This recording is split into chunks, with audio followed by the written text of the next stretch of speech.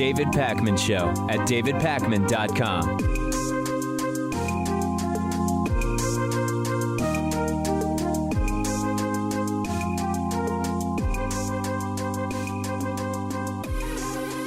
I have something just really important for you today, but it also happens to be entertaining, and I think most of you are going to enjoy this. There's a company called SalesForce. We've used this company off and on to manage our ad sales process. It's a CRM, a customer relationship management tool, and it doesn't even really matter what that is, but their CEO is a guy named Marc Benioff, and he's a smart guy. He has some really progressive ideas, at least in the context of someone who runs a huge corporation and happens to be a multi-billionaire, reportedly worth more than $6.4 billion, about 2/3 of that in SalesForce company stock.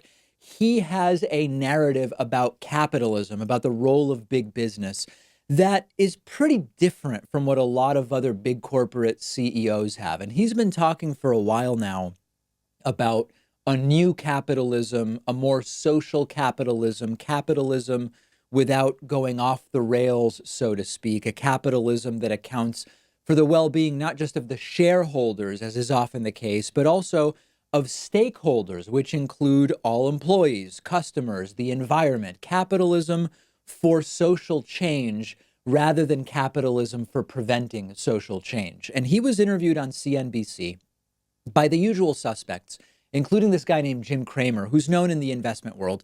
And he turned their world visibly upside down, and they didn't know what to do with him. So we're going to look at some clips. This is a 12-minute interview in total, which you can find online.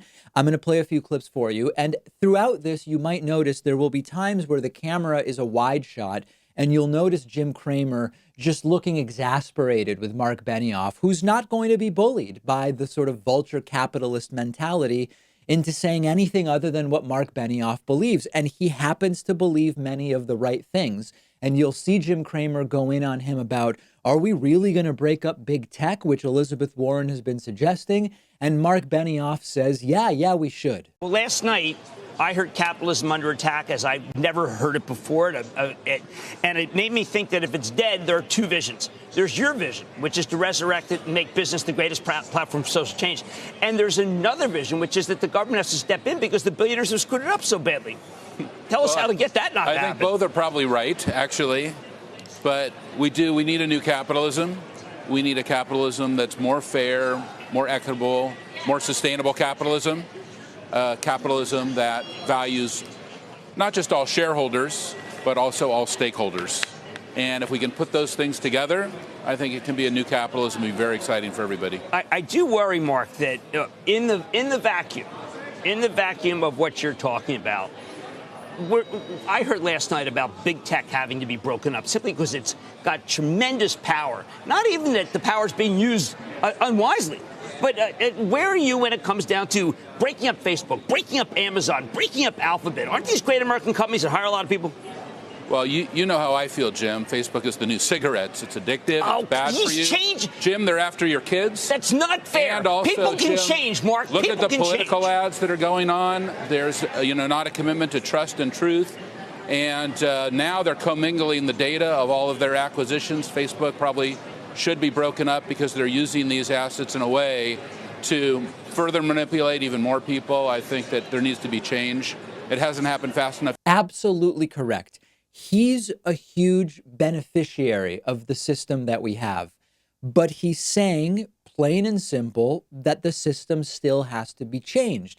And Cramer pushes back because he just doesn't, he doesn't like it. He can't believe that a multi-billionaire, huge corporate CEO is saying this stuff. And Marc Benioff here, to the disbelief of the people on the panel, explaining that SalesForce has returned great value to investors. Investors in SalesForce have done really well financially, but that they're also providing a return to stakeholders and focusing on the environment and more. Mark, you've been talking for some time now about... And that's the new capitalism, Jim, which is that, look, we have to actually value all stakeholders. Well, we have to look at all shareholders. Look, shareholders are important. And we've had a great shareholder return at SalesForce. I heard you earlier mention it, 3,500% since I was first here, right there in 2004. If you bought our stock Well, that's a 3,500% return. But I had a great stakeholder return, too, during that same period. We've given over $300 million for grants, 4 million hours of volunteerism, 40,000 nonprofits and NGOs for free, running on our service. And we're a net zero company, be fully renewable by 2025. That's our stakeholder return. We issue a stakeholder report. So we have a shareholder return and a shareholder report. We have a stakeholder return, a stakeholder report. And I think that's something the SEC can do, by the way. They could put, I mentioned that in my op-ed. What a concept, right? I mean, blowing their minds. You can see that these people, they're looking at each other, they're smirking, they're rolling their eyes. They can't believe that a company that makes money also treats the planet in a more responsible way. And it treats stakeholders as an important part of the considerations that are made when you make business decisions. Now, disclaimer time. I'm not saying Marc Benioff is perfect. I'm not saying SalesForce is the perfect company and there are no negative externalities to what SalesForce does. There well may be, but the way in which these simple socially democratic ideas are coming from a multi-billionaire CEO and triggering Jim Cramer is just delightful. Watch Cramer in this next clip. If you're watching, if you're just listening, I encourage you to find the full interview online. While David Faber takes a turn asking some questions of Marc Benioff, Jim Cramer looks perplexed as Marc Benioff explains, hey, there are actually CEOs all over the world being more thoughtful about how we run our businesses. What are the metrics? How do you measure this, given it is growing in importance? We hear about it all the time now from real money, not just sort of a broad sense that there's interest in it, but people actually who want to put dollars behind it. Well, my peers certainly do. When I talk to the largest CEOs in the world, yesterday I was in Munich, Germany, with one of the largest company in Germany, with their CEO. They have a major program into place, just as we do, just as many others do. I was in London on Monday. I see the same thing throughout Europe. It's probably happening faster there. The United Nations Sustainable Development Goals are the 17 core initiatives that are laid out by the UN of how we're trying to improve the state of the world. And companies should have to report how they're doing against those goals. That just makes complete sense to me. If we're not all into improving the state of the world, then what are we all into? Did you believe the Business Roundtable when they changed their statement, or do you think, as some do, that it was really more just kind of talk to get on the right side of the politics of it? The Business Roundtable has said now exactly the same thing. The purpose of the corporation is to value stakeholders as important as shareholders. That the traditional Milton Friedman concept that it's only about the shareholder, that the CEO's only job is to maximize shareholder return is dead. Wow. Oversight, regulation, working together. Milton Friedman's teachings are obsolete. It's not only about maximizing shareholder value. Socialism? No, this is not socialism. This is social democracy. It's social capitalism. Marc Benioff doesn't say big corporations shouldn't exist. Marc Benioff doesn't say billionaires like him shouldn't exist. He is saying that we can do capitalism in a different way, still make money, but consider all stakeholders, consider the environment. This is CNBC, mind you. This is a billionaire tech CEO, and you'll see the wide shot again show Jim Cramer, who is just laughing to himself. He can't believe this is happening on CNBC's air. We need to value all stakeholders and all shareholders. Now, when I say stakeholders, what do I mean? I mean our employees, our customers, our partners, but I also mean, like, I'm in from San Francisco. We have a horrible homeless problem there. The homeless are a stakeholder for me. That's why I was fighting for Proposition C, a tax on ourselves, because we have to deal with the homeless situation in San Francisco. If, as the largest employer in San Francisco, I'm not focused on that, if they aren't one of my key stakeholders, then what is? That was the question I had, because at TechCrunch you said if your orientation is just about making money, you're not going to hang out for very long as a CEO or a founder of a company. My question was, if you don't, then what? Your board fires you? Your sales drop? You can't hire anybody? What is the consequence of running afoul of that? Well, you can see that in my industry, which is for CEOs who do not take this approach. They are really at risk, and they can be extremely vulnerable, especially during economic times that become turbulent. Stunning, right? Who could have imagined you could be a corporate CEO or a big corporation and care about other people? Then Benioff brings up climate change, which is just like, it's lost on these folks. and you'll see them all smirk at each other. What am I doing wrong? I need to be thinking about the public schools, the homeless. Oh, and I also need to be thinking about not just profit, but planet. I need to be thinking about the planet. What are my emissions? You know, that is part of the new world we're in. That gets back to David's question on what about the Sustainable Development Goals in the UN? That is the connectivity. That's the map. We can lay it out, then we can measure. If we can measure it, we can have impact. That's our one. We all know that. We understand how to do that. Mark, before Jim, I know, has to finish, but there's some shareholders right now who are listening to you who probably like, what are you talking about? You seem to be abandoning what I would want, which is just you focus on improving the profitability of this company. You worry that you freak some of these people out? And what do they say to you when they hear that if they're not on board with your view? This is how to improve the profitability of a company. This is how to make a great company.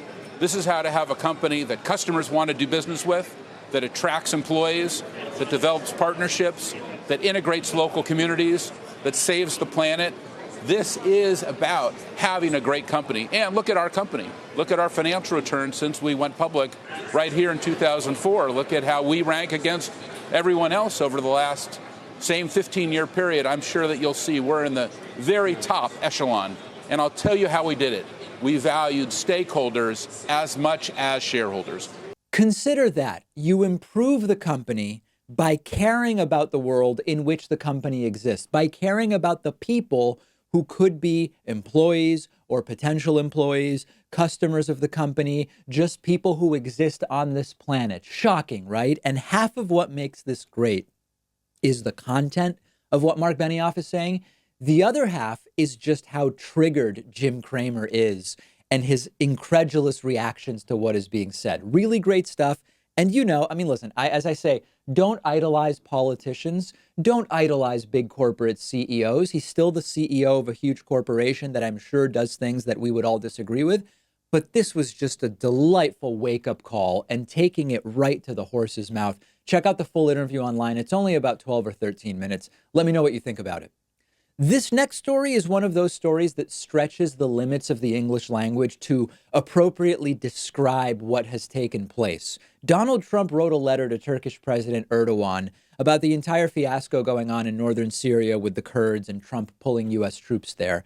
And the letter was released, but it is such a crazy letter that it seemed like a fake letter, because what Donald Trump says in it, and we'll look at it in a second, is a combination of childish and ludicrous to a degree that makes it almost impossible to believe. And as a result, yesterday, when the letter was released, it took a while to catch on many news outlets and to be reported on widely because it looks like it has to be a fake letter.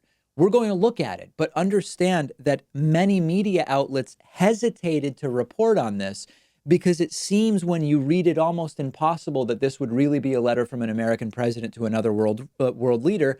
But it is, and it appears that the explanation for it being so wacky is that Donald Trump wrote it himself, and that's, of course, the problem. Let's take a look at it. The letter is from October 9th.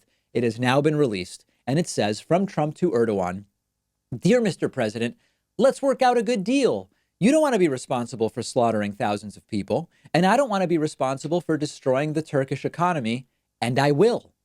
I've already given you a little sample with respect to Pastor Brunson. I have worked hard to solve some of your problems. Don't let the world down. You can make a great deal. General Mazloum is willing to negotiate with you, and he is willing to make concessions that they would never have made in the past. I am confidentially enclosing a copy of his letter to me, just received. History will look upon you favorably if you get this done the right and humane way. It will look upon you forever as the devil if good things don't happen. Don't be a tough guy. Don't be a fool. I will call you later. Sincerely, Donald Trump." It reads like what The Onion would publish or what Saturday Night Live would have fake Trump, played by Alec Baldwin, read as a pretend letter from Trump to a world leader. But this is actually what Trump wrote. It took multiple sources, by the way, before I started considering that it might be real. After seeing friends of mine post it on Facebook, I thought it was a joke that was going around. When we use the term the debasing and coarsening of the discourse, we're not just talking about lunatic Trumpists who don't understand how to talk about political issues. We're also talking about how Trump talks to world leaders, this letter now becoming Exhibit A. The BBC is now reporting that Erdogan, quote, put the letter in the bin when he received it. Translated from British English, he threw it into the trash and ignored it.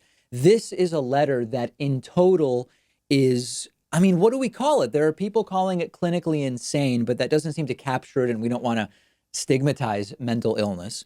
Others are once again talking about cognitive decline. Others are saying it's narcissism personified. The funniest or scariest thing about all of this is that this actually seems like a letter Trump wrote himself rather than having someone else write it. And this is what you end up with. And even more shocking is that Trump released this. Trump thinks this letter makes him look good. He's proud of this letter. This is like when he put out that bogus summary of the Ukraine call thinking this vindicates me. Everybody else looks at it and realizes, wait a second, this is incriminating. This is an incriminating document. Trump's biggest claim to fame is that he can negotiate, that he can make deals. And he writes a letter that looks like what you would write in third grade if the teacher says, okay, everybody, today we're going to write a pretend letter to a president of another country. This is what Republican voters, at least tens of millions of them, think is the art of the deal and a big, tough negotiator. But there's another thing out there. As I told you, Erdogan threw the letter out and then bombed the hell out of the Kurds in northern Syria. We knew it was a problem that Putin has Trump by the balls. But Trump is so weak that the Turkish president is simply ignoring Trump and doing whatever he wants. Remember when Trumpists told us under Trump the United States is going to be respected again? He threw the letter in the trash and did the opposite of what Donald Trump seemed to be telling him to do. It's an embarrassing state of affairs for the United States. Let me know what you thought when you read the letter. Leave a reply if you're watching on YouTube. Send me a tweet at @DPakman if you are listening or watching elsewhere. Make sure to follow me on Twitter at @DPakman. Follow the show while you're there as well at David Pakman Show. The David Pakman Show at davidpakman.com.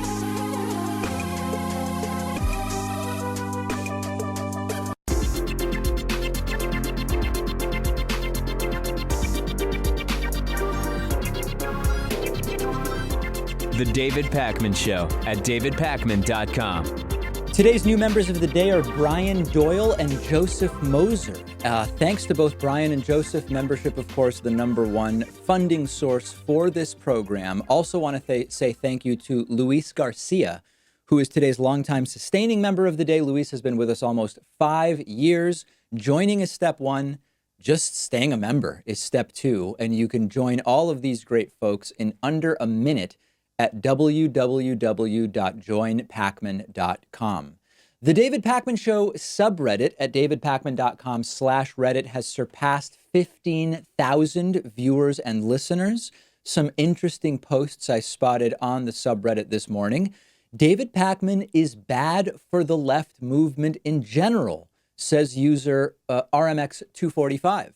David does have some good points every now and then, but he really comes off as MSNBC light. He tried to make it seem like Bernie and Warren had no difference. Only someone who is trying to gaslight people in general would make this claim.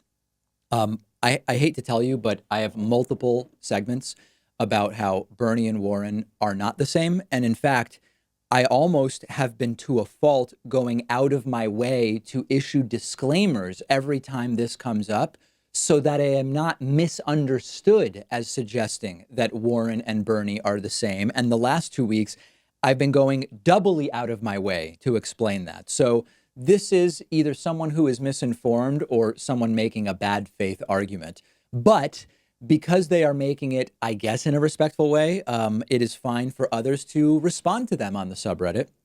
That's the type of engagement that you can participate in at davidpakman.com/Reddit. Quite a few posts actually, noting that the Twitch stream of the debates with my commentary on Tuesday evening went down, and a lot of confusion as to what happened. And indeed, Twitch took down my live stream of the debate and commentary. They took down Sam Cedars as well, which was on Twitch. I heard that Sam switched over to Vimeo. We do it on YouTube and get shut down, so we switched to Twitch. That got shut down, and Sam then going to Vimeo, I guess, which is like kind of tier 3 option. I didn't do that. I just ended up going to bed. but we are thinking about what to do for subsequent debates. It seems mostly it's CNN that aggressively enforces copyright in this way. At least for now, we've not had the problems with other networks, but who knows what will happen at the November debate. But I will keep you apprised as to if and where I will be streaming commentary.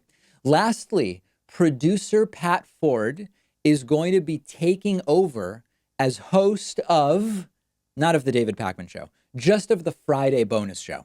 Okay, Pat did such a great job when I was out for my emergency appendectomy that people wrote in saying, you should just let Pat host the bonus show every once in a while. And we're going to do that on Fridays. But Pat wants to hear from you. What do you want him doing on the bonus show? What do you want him talking about on the bonus show?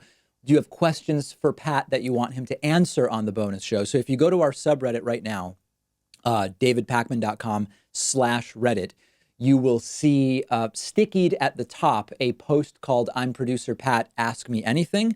You can post your questions or topic ideas for Pat on the Friday bonus show in that thread.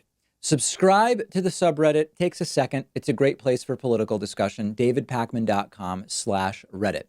All right. It has not been a good few weeks for Donald Trump. And yesterday he had an absolute tantrum when meeting with Speaker of the House Nancy Pelosi, as well as other leaders.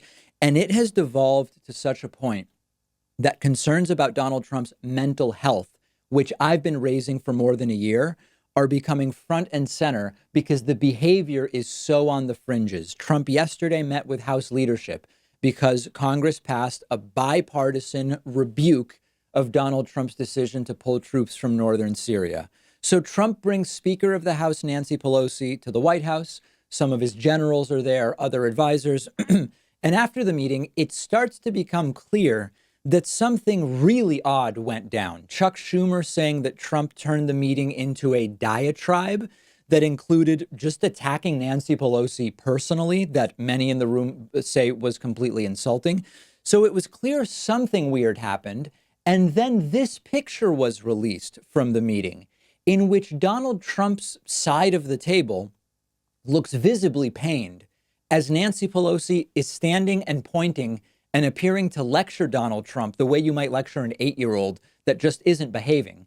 And Trump has this indignant look on his face. But as usual, Trump put the picture out to make Nancy Pelosi seem unhinged. This is the pattern. Trump puts out the truncated version of the Ukraine phone call thinking it vindicates him and it's incriminating. Trump puts out the letter he wrote to President Erdogan thinking it makes him look strong, and it makes him look like an absolute lunatic. And here Donald Trump puts out this picture thinking it makes him look good. But when you look at or Pelosi unhinged, but when you look at the picture, if you look at the other people in the room, it is abundantly clear that Trump is the one behaving oddly here, once again, like the petulant child. And if you look at a closer shot of the advisors that are sitting to Donald Trump's right, they have that pained, unfortunate grimace on their faces, looking down at the table in embarrassment as Nancy Pelosi scolds Trump as if he's a little kid. And of course, he often acts like one. So then hours go by. It becomes clear that Donald Trump appears to have cracked during this meeting. And Nancy Pelosi actually says now, I'm concerned about Trump's health. The implication, of course, being mental health, because this was a serious meltdown. What's really sad about it is I pray for the president all the time, and I tell him that. I pray for his safety and that of his family. I think now we have to pray for his health, because this was a very serious meltdown on the part of the president. The behavior is erratic, childish, and it's dangerous all at once, simultaneously. And then, of course, after the meeting, Donald Trump making no sense, totally dissociating from the reality of the situation, talking about how they're dealing with a region that has lots of sand. Syria may have some help with Russia, and that's fine. It's a lot of sand. They've got a lot of sand over there, so there's a lot of sand that they can play with. Listen, the mental health red alert. If not now, when? I mean, seriously, if this is not enough for us to say, and I don't mean us like just the people on the left who have been following Trump's deterioration, I mean the American public. If this is not enough for us to say, something is wrong with this man. Now, this doesn't excuse his lack of morality and ethics. This doesn't excuse his terrible, misguided, ignorant political views. But on top of it, there is obviously something going on either cognitively and or with substance abuse here, that he cannot put together a sensible take on anything. He cannot speak reasonably to anyone, whether it's the Turkish president in that unhinged letter that he wrote, or to Nancy Pelosi at the White House. And then in the background, every single one of these missteps and bizarre things that Trump does is not merely entertainment and casual concern. This is a national security risk, and we are seeing that immediately within hours after his decision to pull troops from northern Syria. Something has to be done. The quickest path may still be removal by voting him out in November of 2020. But are we ready to have the adult conversation that even Republicans need to concede that something is very wrong at a fundamental level? I don't know. I don't know that they're ready to make that acknowledgement. Make sure you're following me on Instagram at david.pakman. And while you're there, follow the show on Instagram at David Pakman Show. Quick break, right back after this. The David Pakman Show at davidpakman.com.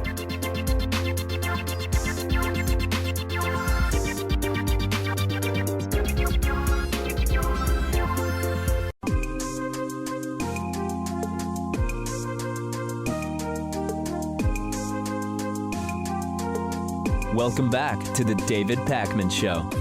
It's great to welcome to the program today Stephen Kinzer, who's an author, journalist, former New York Times correspondent. The newest book is Poisoner in Chief, Sidney Gottlieb and the CIA Search for Mind Control. Stephen, so great to have you on. Good to be with you. So there are a lot of these buzzwords that will often trigger a lot of conspiratorial thinking, but that often have a real story behind them that is not as nefarious as some make it out to be, but still worthy of discussion. So the Bilderberg Group is one that is often under this umbrella. Area 51 is another example. MK Ultra, I would also consider one of those, where if you do a cursory internet search, you will find a lot of crazy stuff, but it is a real program that existed. So where do we start? What's the best way to kind of start our understanding of what this was? So this is my 10th book, and I've tried to devote myself over my career to trying to figure out a little bit of what goes on behind the facade of public politics and public diplomacy that we can see. In the course of my research, I've come up with a lot of things that are surprising and some things that may have shocked some people, but this is the first time I've been shocked. I still can't believe that this project MK Ultra was as intense and horrific as it was, and I can't believe that this unknown figure, Sidney Gottlieb, actually existed. So my book is an attempt essentially to write the biography of a guy who in many ways wasn't there. He was, even within the CIA, almost completely unknown in terms of what he was actually doing. MK Ultra was a real program. It lasted for some 10 years. It was aimed at finding the secret of mind control. And in pursuit of that secret, Sidney Gottlieb, who became the chief chemist of the CIA, carried out the most extreme experiments on human subjects that have ever been carried out by any agency or officer of the US government. He had concluded that before you could figure out how to insert a new mind into somebody's brain, you first had to find a way to blast away the mind that was in there. And he spent 10 years working on combinations of drugs, electroshock, and all kinds of other techniques aimed at finding ways to destroy a human mind and a human body and a human soul. Did this start sort of in response to the belief that Russia already had figured out how to do this and that the U.S. was behind in a sense? What was the role of the Cold War in sort of triggering or fomenting this project? You can't understand this project without understanding the era. So in the early days of the Cold War, Americans were made to believe that we had this horrific enemy that was plotting our liquidation day and night. If you bought into that, as most Americans did, it would seem that any defensive mechanism would be justified. The loss of a few lives or even a few hundred lives would seem like a tiny price to pay. Now, there were a couple of particular incidents that led the CIA to conclude that indeed the communists, as we called them, had discovered the secret to mind control. One of them was the trial of the Roman Catholic prelate of Hungary, Cardinal Mindszenty. He was put on trial by communist authorities, and he seemed to be speaking in a monotone with glazed eyes as he confessed to crimes that he obviously hadn't committed. Later on, it turned out that he had been coerced with the normal techniques that interrogators use, like extended isolations and beatings and repeated interrogation. But we didn't see it that way. The CIA thought, he has been brainwashed, and somehow the communists are controlling what he's saying. The other episode came after the Korean War, when it turned out that not only had a number of American prisoners signed statements denouncing the United States or even confessing to war crimes, but a number of them decided they wanted to stay behind and they would rather live under a communist society than come back to America. This was interpreted also at the CIA as something that only could have become possible if they had been brainwashed. So I asked myself a second question, though. What was it that led CIA officers to embrace this fantasy of mind control and misinterpret these incidents?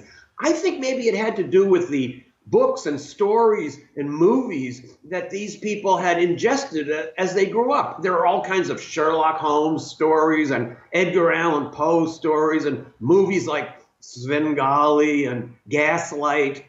I think they created a kind of a fertile mind in the CIA that led them to be willing to believe something that even Sidney Gottlieb himself, after 10 years of destroying human lives, realized was a myth. What was the role of the hallucinogenic LSD in all of this? Was LSD mixed in as possibly a tool to be used, or was it misunderstood and actually had nothing to do with this? Sidney Gottlieb, the director of MKUltra, was fascinated with LSD. He and his fellow chemists believed that it might be, as one of them put it, the key that could unlock the universe. He thought this might be the mind control drug. He himself, by his own account, used LSD more than 200 times.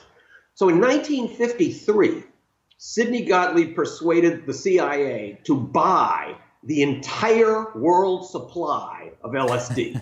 He brought it from Switzerland to the United States, and he used it for two purposes. One was in horrific experiments in American prisons and at secret detention centers around the world. And then there was another piece. He also used it for non-coercive experiments on volunteers who were actually told that they were taking a psychoactive substance. And this leads to one of Gottlieb's most unexpected legacies. So through a couple of bogus medical foundations that he established, Gottlieb sent LSD to dozens of clinics and hospitals and universities around the country and paid them to call for volunteers who would be paid a small amount and take LSD. Who were among the first people who volunteered? One of them was Ken Kesey, who went on to write One Flew Over the Cuckoo's Nest. He loved LSD so much that he actually took a job in the hospital in Menlo Park, California, so he could steal the LSD out of the medicine chest and bring it home to his friends. Another one was the poet Allen Ginsberg, who took it at a CIA-sponsored experiment at Stanford, of course not knowing that it was CIA-sponsored. Another was Robert Hunter, the lyricist for the Grateful Dead, who introduced LSD to the other members of the band. So it was through Gottlieb and MKUltra that LSD leaked out of the laboratory into the general population. And of course, the irony is that the drug that Gottlieb thought might give the CIA the tool to control people's minds actually wound up fueling a generational rebellion that was aimed at destroying everything the CIA believes in. You mentioned experiments, horrible experiments. What types of things are we talking about? Gottlieb conducted experiments in the United States and outside the United States. Inside the U.S., his favorite subjects were prisoners, for obvious reasons. For example, I came across one experiment that was carried out at the federal prison in Kentucky. 7 African-American inmates were segregated into a cell, and without being told what was happening to them, were given triple doses of LSD every day for 77 days. So this was a way for Gottlieb to try to figure out if you could destroy a mind with this kind of an overdose. And actually, of course, the answer is yes, you can. Abroad, Gottlieb's experiments were even more intense. As he started out on the project, Gottlieb, as a good scientist, asked himself what research is already out there. Who are the experts that exist on how to destroy a human mind and a human body?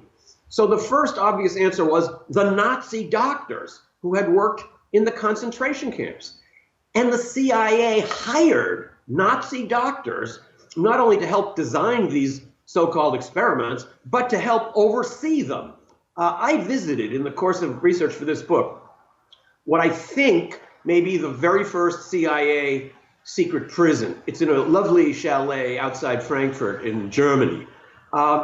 The young German businessman who now owns that house was nice enough to take me into the basement, and he showed me his storage rooms and told me these were the cells where the CIA scientists and their Nazi partners conducted these extreme experiments, which were essentially just continuations of the experiments that the Nazis had been carrying out just a few years ago in the concentration camps right down the road. So who were the victims in these subjects, in these experiments?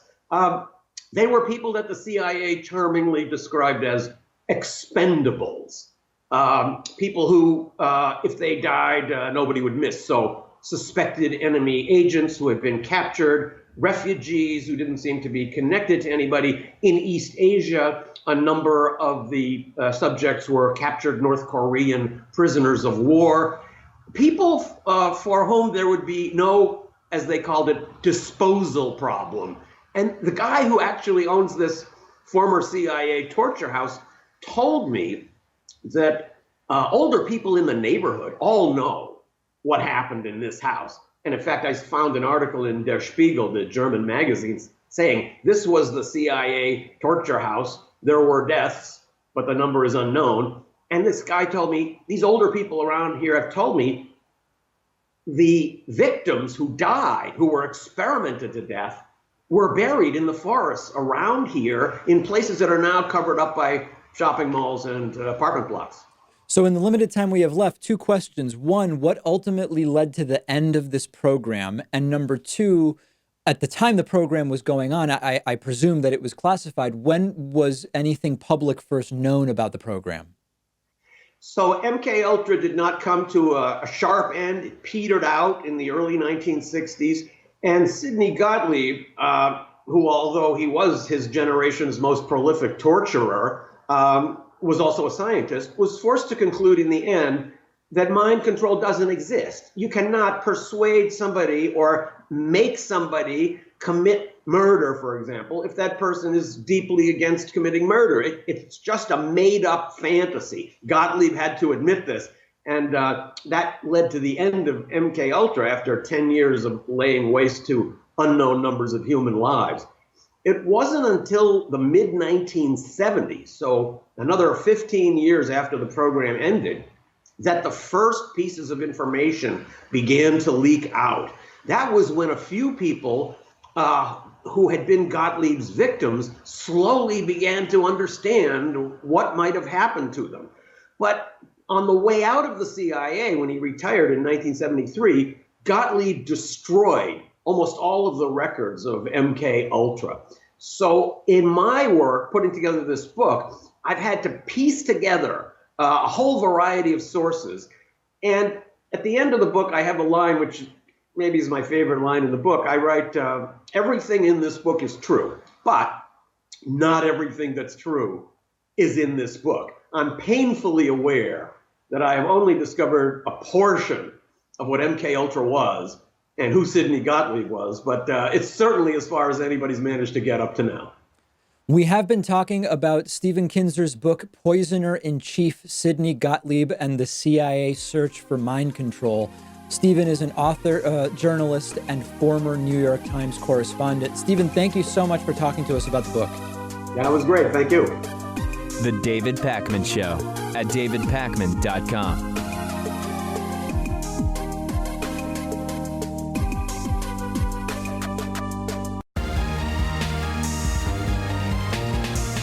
The David Pakman Show at davidpakman.com.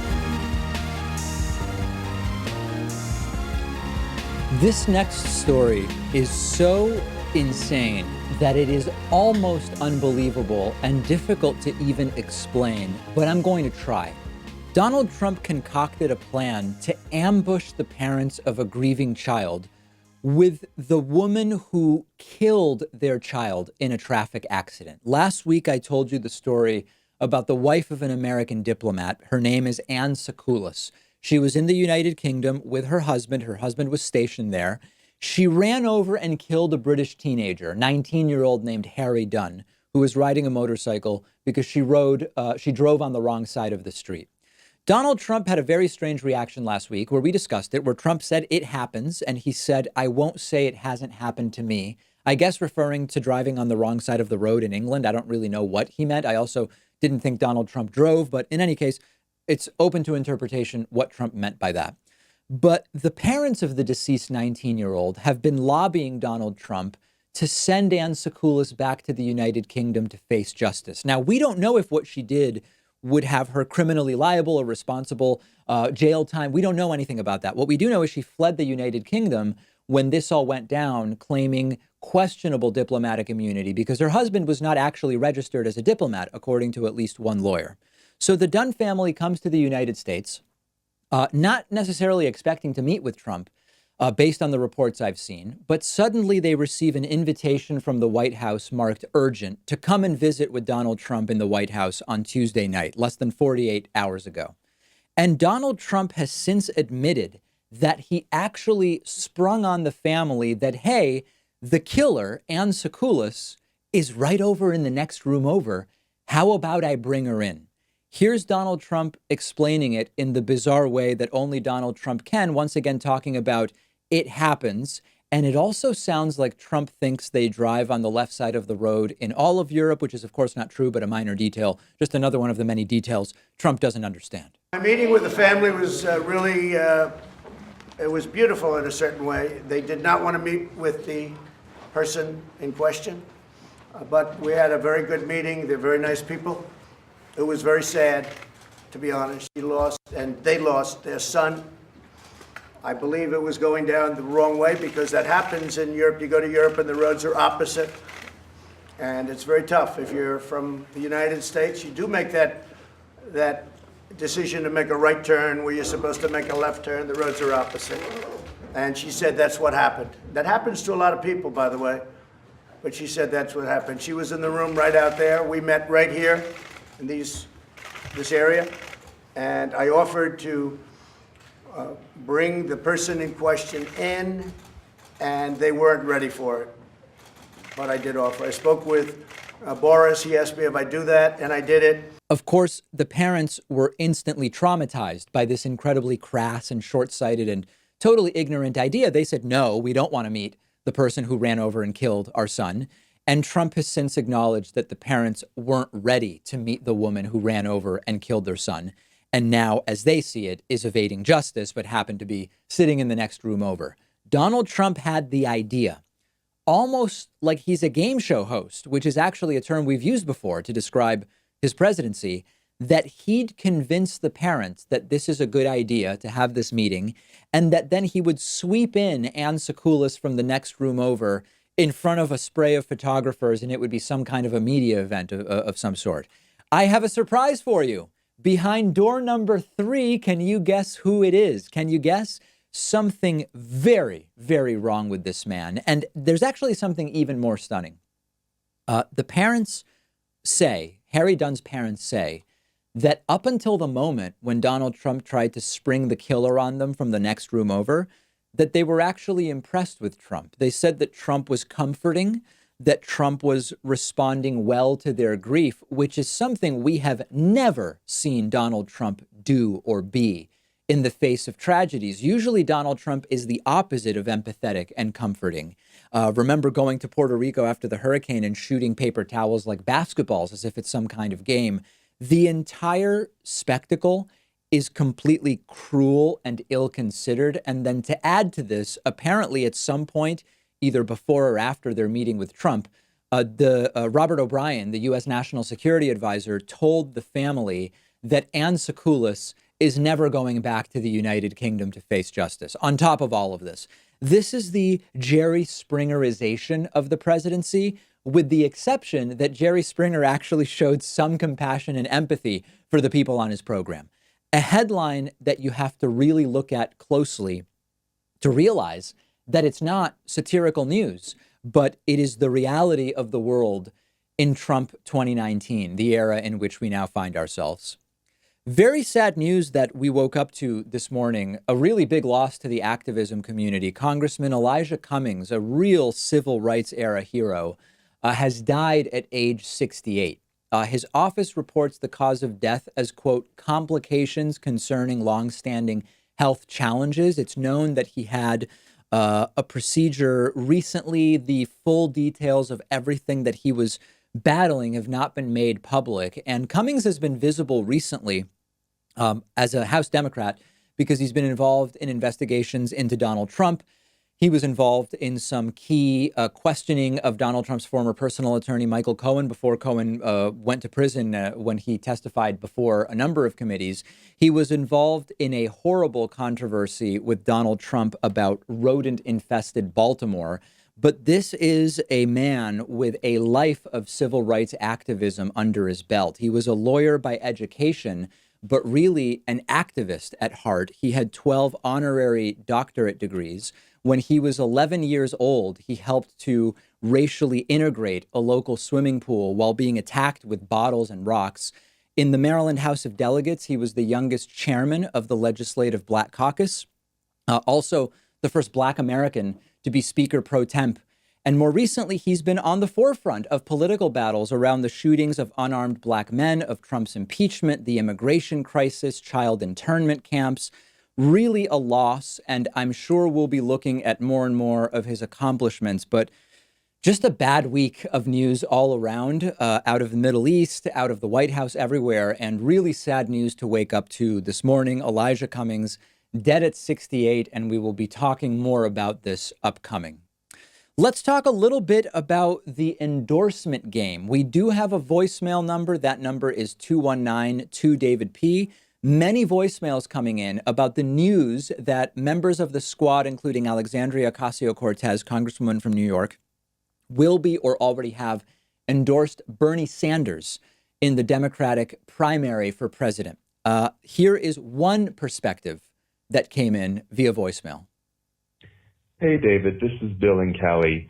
Everyone is making a big deal about AOC endorsing Bernie, and maybe I'm missing something, but they're so closely politically aligned. She's basically his protege. All the Bernie Sanders are going to be supporting AOC and vice versa. So I'm confused as to why, the YouTube progressive voices and the corporate media and everything is making such a big deal when I don't know that AOC's endorsement is actually going to bring in new blood to Bernie's campaign, new voters, new interest or whatever. It seems to me that it's just solidifying who the base of Bernie Sanders supporters are. Yeah, listen, we talked about this yesterday on the bonus show. I'm open to having my mind changed, but that is basically my view. Bernie has a big deficit to make up mathematically in the polls. A lot of the constituency of someone like AOC who is saying, I'm not sure who I'm going to vote for, but once AOC tells me who she endorses, that's who I'm going to go for. A lot of those people are already supporting Bernie Sanders. And so I don't think that this is going to move the needle. Now, the Eggman called in and he had an even more cynical approach. He believes that this endorsement may hurt Bernie Sanders. Take a listen to this. Hey, Dave. I think the squad backing Bernie right now is going to move the needle. It's going to move the needle away from him, and that's it. You're right that people that like Bernie already like her, but people that are middle of the ground people that like Bernie and are kind of progressive are going to see those super liberal commies backing him and say, no, that's too much. I have to go towards Warren or go towards Biden. So it's going to move the needle away from Biden, and the squad supporting him is right now going to be the absolute turning point, and this is going to be as close as he's ever come right now. This is going to be it. It's going to be Warren and Biden. And I hate that. I really freaking hate that. I love him. He started all of this, and he's getting shafted, but it's going to hurt him, the squad. Shalom, brother. Yeah, shalom, Eggman, but I totally disagree with the Eggman in this case. I don't believe that the AOC endorsement is going to help Bernie take the lead in the primary, but I also don't think the AOC or squad endorsements are going to turn people away from Bernie. And I assume the Eggman is joking about, socialist, communist, whatever in the squad, because they're not, at least as far as I've seen, although they certainly tend towards social democracy and more workers' rights. And anyway, that's not really the issue here. I don't think that this is an endorsement that is going to do much one way or the other, but I am open to having my mind changed. So let me know if I am misinterpreting this. We've got a great bonus show for you today. We will talk about how Elon Musk smoking pot on Joe Rogan's program somehow ended up costing taxpayers $5 million. How is that possible? We will talk about it. We will talk about how 34 of the best-selling, quote, fruit drinks targeted to kids are not healthy, not a surprise. And we will also talk about a Chicago teachers strike that is about to start, which will lead hundreds of thousands of kids in limbo, pros, cons, and the impetus for all of this. All of these great stories and more on today's bonus show. Become a member or a patron to get instant access.